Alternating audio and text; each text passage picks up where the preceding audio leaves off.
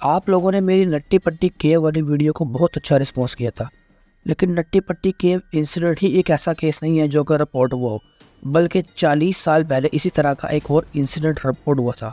और शायद ये नट्टी पट्टी केव से भी ज़्यादा ख़तरनाक इंसिडेंट था, जिसे हम वाइल्ड कैट केव के नाम से जानते हैं। केवलैंड में बेसिकली एक केव है जिसका नाम वाइल्ड कैट केव है। इस केव की एंट्रेंस इतनी ज़्यादा ख़तरनाक है कि मानो जैसे मौत का मुंह हो। और ये केव हैंकली रिजर्वेशन के अंडर बिलोंग करती है। मॉरिस बिजोन जो कि एक टीनेज लड़का था और वो इस केव को काफ़ी दफ़ा पहले भी एक्सप्लोर कर चुका था।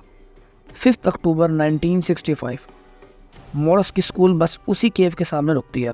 मॉरिस को एक और मौका मिल जाता है इस केव को एक्सप्लोर करने का। मौसम भी बहुत ज़्यादा अच्छा था, इसीलिए मॉरिस और उसके दोस्त बिना किसी को बताए केव की एंट्रेंस पर आ जाते हैं। इन लोगों का प्लान ये था कि इस दफ़ा इस सुहाने मौसम में हम केव के उस पॉइंट तक जाएंगे जहां हम आज से पहले कभी भी नहीं गए। वो केव के अंदर जाना शुरू हो जाते हैं। जैसे जैसे वो केव के अंदर जा रहे थे, केव मज़ीद नैरो होती जा रही थी। केव के चारों तरफ लाइमस्टोन के पत्थर निकले हुए थे और जिस जिस तरह ये लोग आगे जाते जा रहे थे, केव के अंदर ठंड भी मज़ीद बढ़ती जा रही थी और केव के अंदर अब बिल्कुल ही अंधेरा हो चुका था। वो बेसिकली एक ऐसी जगह जाना चाह रहे थे जहाँ आगे जाकर एक चैम्बर आता था और वहाँ से ये लोग टर्न होकर वापस आ सकते थे। 35 फीट के बाद वो केव में एक ऐसी जगह पहुँच जाते हैं जहाँ एक बड़ा लाइमस्टोन पड़ा होता है और इस पत्थर की वजह से पैसेज और छोटी हो जाती है, सिर्फ और सिर्फ 12 इंच। लेकिन मॉरिस के लिए ये कोई बड़ी बात नहीं थी, क्योंकि मॉरिस यहाँ काफ़ी दफ़ा पहले भी आ चुका था। मॉरिस इस जगह को बड़ी आसानी से पार कर लेता है, लेकिन इतने तंग रास्ते में गुजरने की वजह से इसकी बॉडी पर कट्स और स्क्रैचेस आ जाते हैं। लेकिन वो इन सब की फिक्र छोड़कर बस आगे बढ़ रहा था। जल्दबाजी में मॉरिस से एक ऐसी गलती हो जाती है जो कि शायद इसकी ज़िंदगी की आखिरी गलती भी हो सकती है। जल्दबाजी में मॉरिस इस चैम्बर में सीधा जाने की बजाय लेफ़्ट साइड पर चला जाता है और ये कोई पैसेज नहीं होती, बल्कि एक बारीक और बहुत बड़ा क्रेविस यानी केव के अंदर एक लंबी दरार होती है। अब मॉरिस क्योंकि इस केव को पहले भी कई बार एक्सप्लोर कर चुका था, इसी वजह से इसकी केविंग करने की स्पीड भी बहुत ज़्यादा थी और वो अपने दोस्तों को काफ़ी पीछे छोड़ चुका था। लेकिन मॉरिस को कुछ आइडिया नहीं था कि वो गलत डायरेक्शन की तरफ जा रहा है। वो 15 डिग्री डाउन की तरफ जा रहा था और सिर्फ अपने पैरों की मदद से आगे जा रहा था। जितना मॉरिस आगे की तरफ जाता था, स्पेस उतनी ही टाइट होती जा रही थी और अब मॉरिस को पैनिक अटैक भी आना शुरू हो गए थे। लेकिन ये स्पेस इतनी तंग थी कि इसमें मॉरिस के लिए टर्न लेना बहुत ज़्यादा मुश्किल था। और अब वो एक ऐसी जगह पर पहुंच जाता है जहां क्रेविस के दोनों साइडों पर बड़े बड़े पत्थर पड़े होते हैं। मॉरिस के दिमाग में यही चल रहा था कि शायद वो इस रास्ते को क्रॉस करेगा तो आगे उसको चैम्बर मिल जाएगा, जिससे वो टर्न लेकर वापस आ जाएगा। मॉरिस अब इस रास्ते में घुस जाता है। अभी वो आगे की तरफ बढ़ ही रहा होता है कि सडनली पीछे वाला पत्थर अपनी जगह से हिल जाता है और मॉरिस की टाँगों को दीवार की तरफ दबाने लग जाता है। अब मॉरिस थोड़ी और कोशिश करके मज़ीद आगे बढ़ने की कोशिश करता है कि आगे वाला पत्थर भी अपनी जगह से हिल जाता है और मॉरिस को दबाने लग जाता है।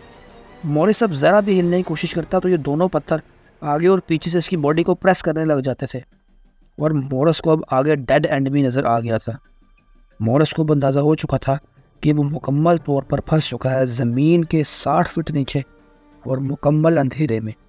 मॉरिस को यकीन नहीं आ रहा था कि वो इस तरह इतना बुरा कैसे फंस गया। मॉरिस के पाँव तो हिल रहे थे, लेकिन इसके हाथ बिल्कुल भी नहीं हिल रहे थे, क्योंकि वो क्रेविस के अंदर दोनों साइडों से जकड़े हुए थे। मॉरिस को सांस लेने में भी मुश्किल हो रही थी। मॉरिस इस जगह से निकलने की बहुत कोशिश कर रहा था, लेकिन सब कोशिशें नाकाम थी, क्योंकि ग्रेविटी के अगेंस्ट तो कोई भी नहीं जा सकता। मॉरिस अब ज़ोर ज़ोर से चिल्लाने लग जाता है और अपनी मदद के लिए पुकारने लग जाता है, लेकिन अफसोस ज़मीन की इतनी गहराई में मदद मांगना बेकार था और मॉरिस अब केव में एक ऐसी जगह पर फंसा हुआ था जहां किसी भी रेस्क्यू के लिए इसे ढूंढना तकरीबन नामुमकिन था। स्टोरी में आगे बढ़ने से पहले आप लोगों के लिए ये जानना ज़रूरी है कि मॉरिस आखिर है कौन। वेल, मॉरिस एक जवान बच्चा था और इसकी हाइट 5.7 और वेट 49 kg था। मॉरिस की ज़िंदगी 10 साल की उम्र में बदली थी, क्योंकि मॉरिस के पेरेंट्स का डाइवोर्स हो गया था। मॉरिस और इसका बड़ा भाई डोनाल्ड आगे की पूरी ज़िंदगी अकेले गुजारना चाहते थे। जो दोनों भाई एक ऑर्फन होम में रहते थे। दोनों भाइयों का आपस में बॉन्ड बहुत स्ट्रॉन्ग था और दोनों भाइयों का प्लान था कि वो आगे जाकर अपनी कंपनी बनाएंगे। मॉरिस क्योंकि एज में बहुत छोटा था और फिजिकली भी कमज़ोर था, इसी वजह से बड़े भाई के कंपैरिजन में मॉरिस पर इसके पेरेंट्स के डाइवोर्स का असर बहुत ज़्यादा पड़ा था। मॉरिस को 13 साल की उम्र में ही स्मोकिंग की आदत पड़ गई थी और वो अपने दोस्तों के साथ छुप कर रेगुलर स्मोकिंग किया करता था। लेकिन जिस ऑर्फन होम में ये लोग रहते थे वहाँ स्मोकिंग अलाउ नहीं थी। इसी वजह से ये लोग ऑर्फन होम से थोड़ी दूर जाकर स्मोकिंग किया करते थे और इन लोगों को ये केव वहीं पर मिली थी। वाइल्ड कैट केव बेसिकली एक बहुत आइसोलेटेड जगह पर थी और 19 के स्टार्ट में वाइल्ड कैट केव दरियाफ्त हुई थी। चोर और डाकू पुलिस से बचने के लिए इस केव में छुपा करते थे। मॉरिस और इसके दोस्त इस केव के पास तो रेगुलर जाते थे, लेकिन कोई भी इस केव के अंदर नहीं जाता था क्योंकि ये केव बहुत ज़्यादा हॉन्टेड थी। लेकिन एक दफ़ा मॉरिस अपने दोस्तों के साथ इस केव के अंदर भी गया था और सही सलामत बाहर भी आ गया था और शायद इसी वजह से मॉरिस का इस केव से डर भी ख़त्म हो गया था। Well now come to the story. Morris को अब अंदर फंसे हुए 2 घंटे हो गए थे और बाहर आने के लिए मॉरिस का कोई चांस भी नहीं मिल रहा था।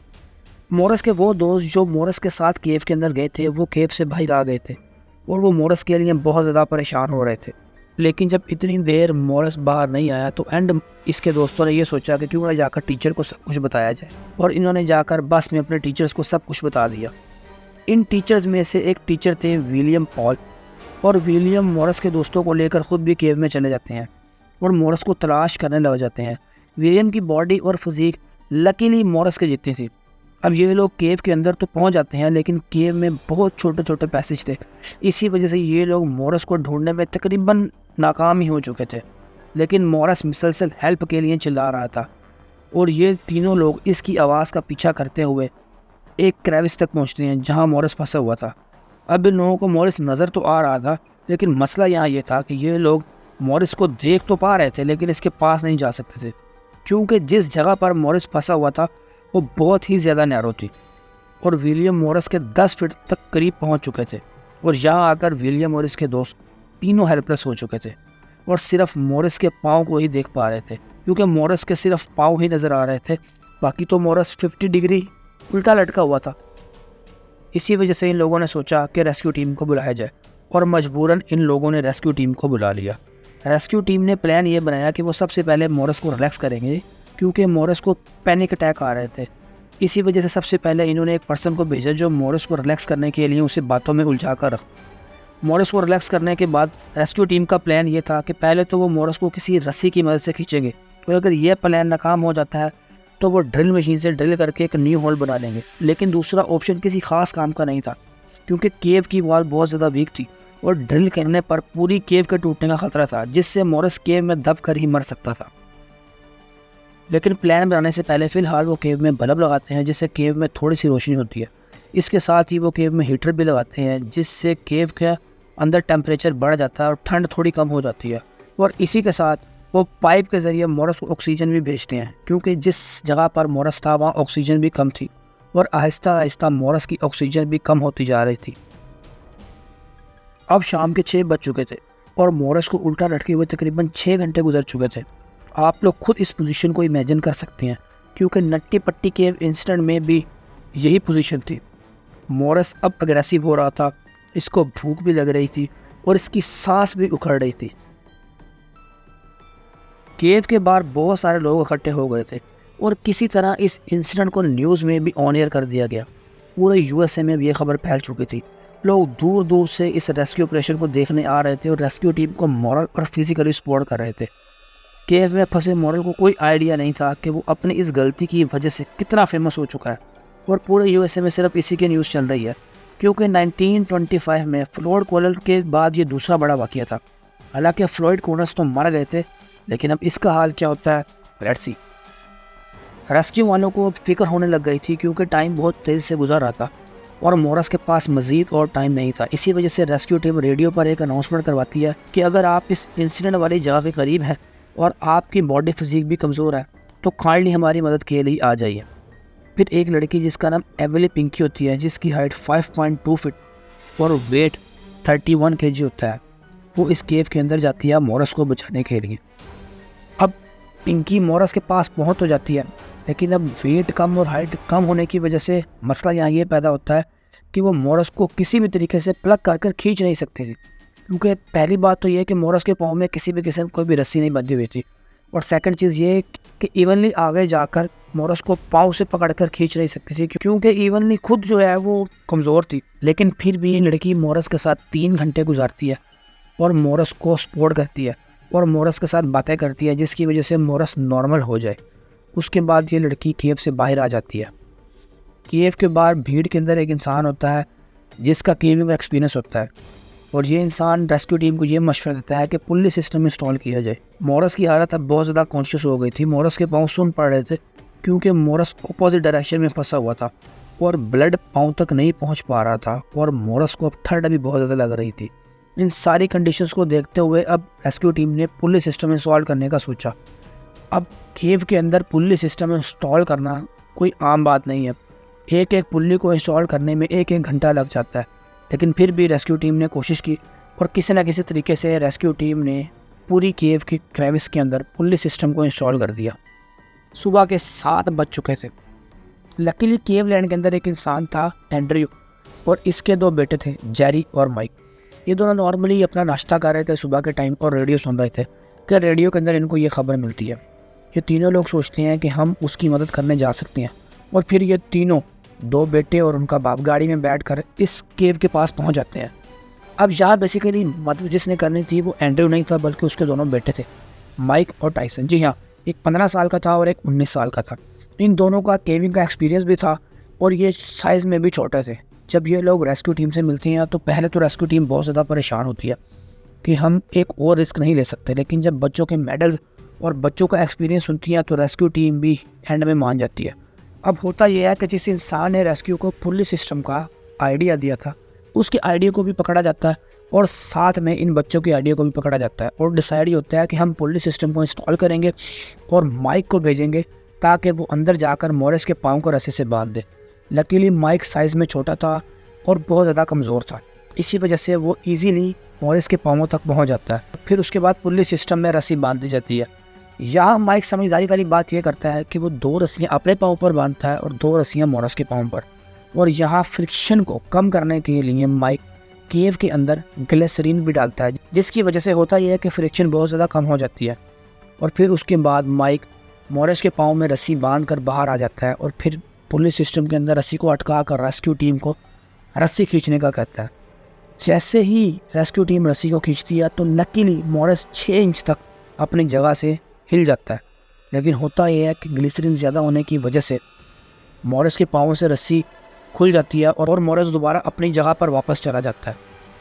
अब इस दफ़ा मोरस को चोटें भी बहुत ज़्यादा आई थी और मोरस का एक हाथ तो फ्री हो गया था, लेकिन उसका शोल्डर जो था वो फंसा हुआ था बहुत बुरे तरीके से।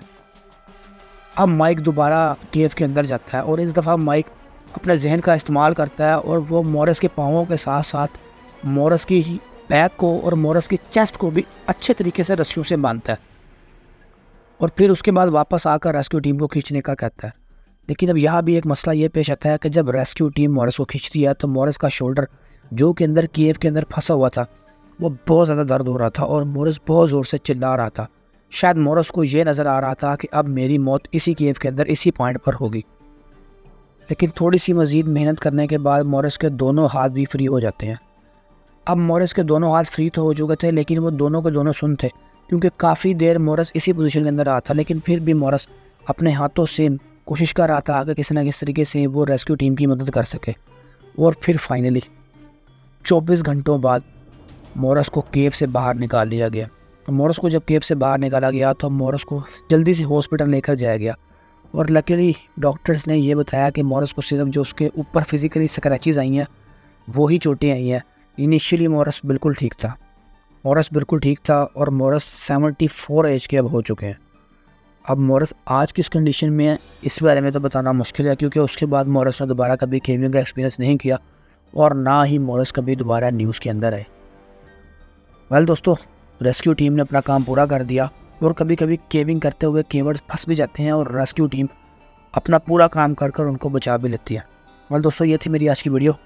आप लोगों का इस बारे में क्या ख्याल है कमेंट सेक्शन में अपनी राय का इज़हार ज़रूर कीजिएगा। आई होप सो कि वीडियो आपको अच्छी लगी होगी। वीडियो आपको अच्छी लगी हो तो लाइक, चैनल पर न्यू है तो इसको सब्सक्राइब और वीडियो को शेयर ज़रूर कीजिएगा।